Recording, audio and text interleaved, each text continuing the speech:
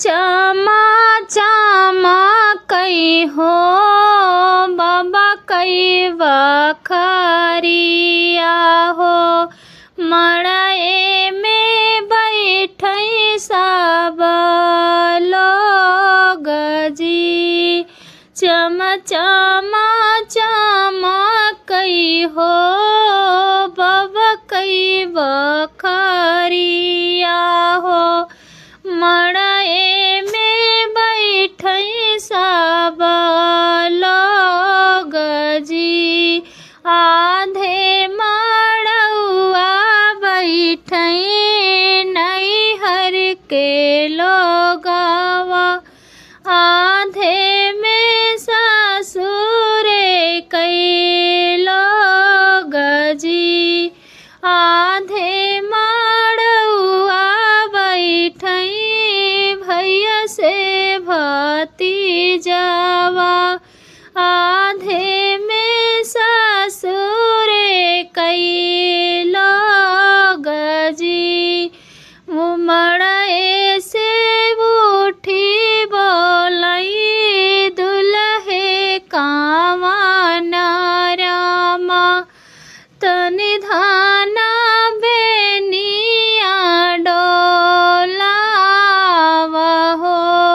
मड़ई से उठी बोलई दुल्हे कावन रामा। तनि धाना बेनिया डोलावा हो। कैसई के सामी हम बेनिया डोलाई। बैठे हैं नाई हर के लोग जी। कैसई के सामी हम बेनिया डोलाई। बैठे हैं नाई हर के लोग जी। एतनी बचना जब सुने दुल्हे रामा। उठी बोलई झझकी के बात जी। सोना हो सासु मोरी सोना बचनिया। बेटी तोहरा दिहाली जा बाबा जी। नहीं करबई बेटी संग तोहरे बियाहवा। कैले बई दूसरा बियाह जी। नैहर में बेटी तोहरी दिहली जा बाबा। कैले बई दूसरा बियाह जी। मड़ई से उठी बोली बेटी कावन देई।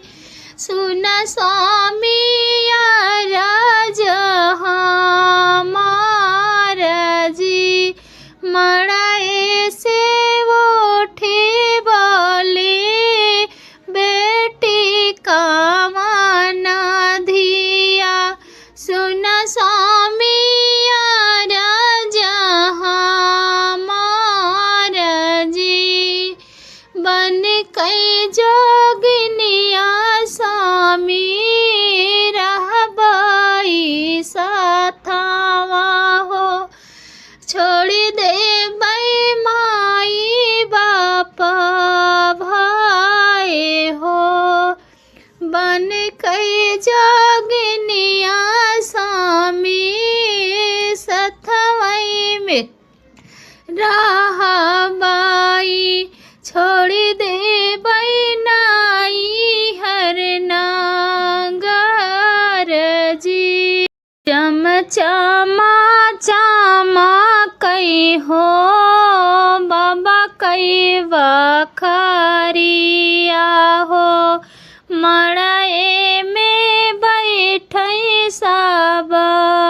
लोग जी चम चम चमकई हो